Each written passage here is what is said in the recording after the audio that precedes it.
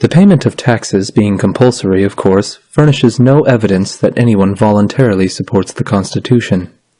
1. It is true that the theory of our Constitution is that all taxes are paid voluntarily, that our government is a mutual insurance company voluntarily entered into by the people with each other, that each man makes a free and purely voluntary contract with all others who are party to the Constitution, to pay so much money for so much protection, the same as he does with any other insurance company, and that he is just as free not to be protected and not to pay tax as he is to pay a tax and be protected. But this theory of our government is wholly different from the practical fact.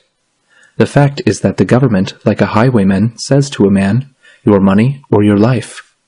And many, if not most, taxes are paid under the compulsion of that threat. The government does not indeed waylay a man in a lonely place, spring upon him from the roadside, and holding a pistol to his head, proceed to rifle his pockets. But the robbery is none the less a robbery on that account, and it is far more dastardly and shameful. The highwayman takes solely upon himself the responsibility, danger, and crime of his own act. He does not pretend that he has any rightful claim to your money, or that he intends to use it for your own benefit. He does not pretend to be anything but a robber. He has not acquired impudence enough to profess to be merely a protector, and that he takes men's money against their will merely to enable him to protect those infatuated travelers, who feel perfectly able to protect themselves, or do not appreciate his peculiar system of protection. He is too sensible a man to make such professions as these. Furthermore, having taken your money, he leaves you as you wish him to do. He does not persist in following you on the road against your will, assuming to be your rightful sovereign on the account of the protection he affords you. He does not keep protecting you by commanding you to bow down and serve him, by requiring you to do this and forbidding you to do that, by robbing you of more money as often as he finds it in his interest or pleasure to do so, and by branding you as a rebel, a traitor, and an enemy of your country, and shooting you down without mercy if you dispute his authority or resist his demands. He is too much of a gentleman to be guilty of such impostures and insults and villainies as these. In short, he does not, in addition to robbing you, attempt to either make you his dupe or his slave.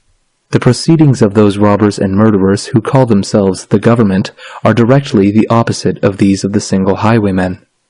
In the first place, they do not, like him, make themselves individually known, or consequently take upon themselves personally the responsibility of their acts.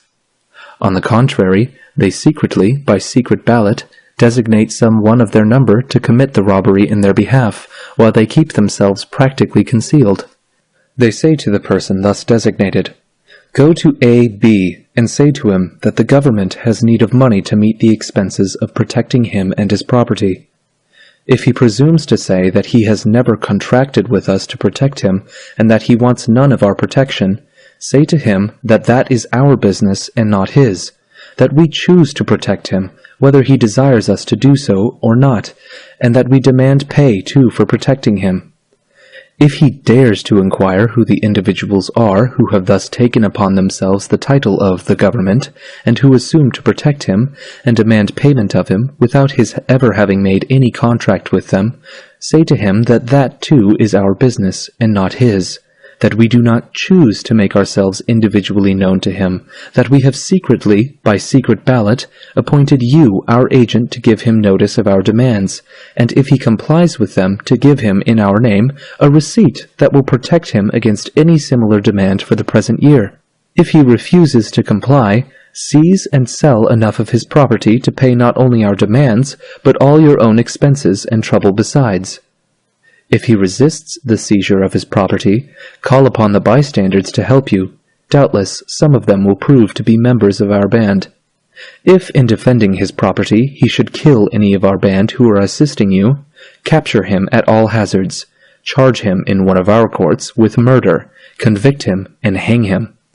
If he should call upon his neighbors, or any others who, like him, may be disposed to resist our demands, and they should come in large numbers to his assistance, cry out that they are all rebels and traitors, that our country is in danger, call upon the commander of our hired murderers, Tell him to quell the rebellion and save the country, cost what it may. Tell him to kill all who resist, though they should be hundreds of thousands, and thus strike terror into all others similarly disposed. See that the work of murder is thoroughly done, that we may have no further trouble of this kind hereafter. When these traitors shall have thus been taught our strength and our determination, they will be good, loyal citizens for many years, and pay their taxes without a why or a wherefore. It is under such compulsion as this that taxes, so-called, are paid, and how much proof the payment of taxes affords that the people consent to support the government, it needs no further argument to show. 2. Still another reason why the payment of taxes implies no consent or pledge to support the government is that the taxpayer does not know and has no means of knowing who the particular individuals are who compose the government. To him, the government is a myth, an abstraction, an incorporeality with which he can make no contract, and to which he can give no consent and make no pledge. He knows it only through its pretended agents. The government itself he never sees. He knows indeed by common report that certain persons of a certain age are permitted to vote, and thus to make themselves parts of, or, if they choose, opponents of the government for the time being.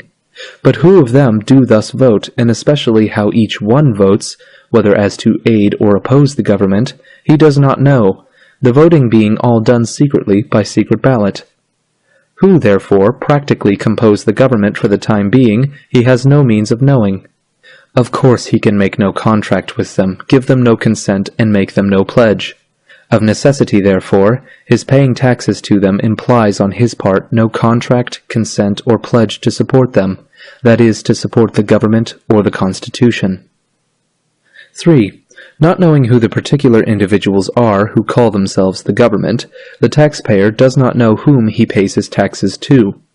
All he knows is that a man comes to him representing himself to be the agent of the government, that is, the agent of a secret band of robbers and murderers who have taken to themselves the title of government, and have determined to kill everybody who refuses to give them whatever money they demand. To save his life, he gives up his money to this agent. But as this agent does not make his principles individually known to the taxpayer, the latter, after he has given up his money, knows no more who are the government, that is, who were the robbers, than he did before.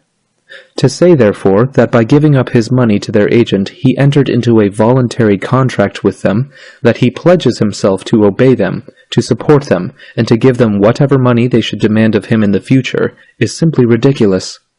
4. All political power, as it is called, rests practically upon this matter of money. Any number of scoundrels having enough money to start with can establish themselves as a government, because with money they can hire soldiers, and with soldiers extort more money, and also compel general obedience to their will. It is with government, as Caesar said it was in war, that money and soldiers mutually supported each other, that with money he could hire soldiers, and with soldiers extort money. So these villains who call themselves governments well understand that their power rests primarily upon money. With money they can hire soldiers, and with soldiers extort money. And when their authority is denied, the first use they always make of money is to hire soldiers to kill or subdue all who refuse them more money. For this reason, whoever desires liberty should understand these vital facts, that is, 1. That every man who puts money into the hands of a government, so-called, puts into its hands a sword which will be used against himself, to extort more money from him, and also to keep him in subjection to its arbitrary will. 2. That those who will take his money without his consent in the first place will use it for his further robbery and enslavement, if he presumes to resist their demands in the future. 3. That it is a perfect absurdity to suppose that any body of men would ever take a man's money without consent, for any such object as they profess to take it for, that is, that of protecting him, for why should they wish to protect him, if he does not wish them to do so? To suppose that they would do so is just as absurd as it would be to suppose that they would take his money, without his consent, for the purpose of buying food or clothing for him when he did not want it. 4. If a man wants protection, he is competent to make his own bargains for it, and nobody has any occasion to rob him in order to protect him against his will. 5. that the only security men can have for their political liberty consists in their keeping their money in their own pockets until they have assurances, perfectly satisfactory to themselves, that it will be used as they wish it to be used, for their benefit and not for their injury. 6. That no government so-called can reasonably be trusted for a moment, or reasonably be supposed to have honest purposes in view any longer than it depends wholly upon voluntary support. These facts are all so vital and so self-evident that it cannot reasonably be supposed that anyone will voluntarily pay money to a government for the purpose of securing its protection unless he first makes an explicit and purely voluntary contract with it for that purpose. It is perfectly evident, therefore, that neither such voting nor such payment of taxes as actually takes place proves anybody's consent or obligation to support the Constitution. Consequently, we have no evidence at all that the Constitution is binding upon anybody, or that anybody is under any contract or obligation whatever to support it, and nobody is under any obligation to support it.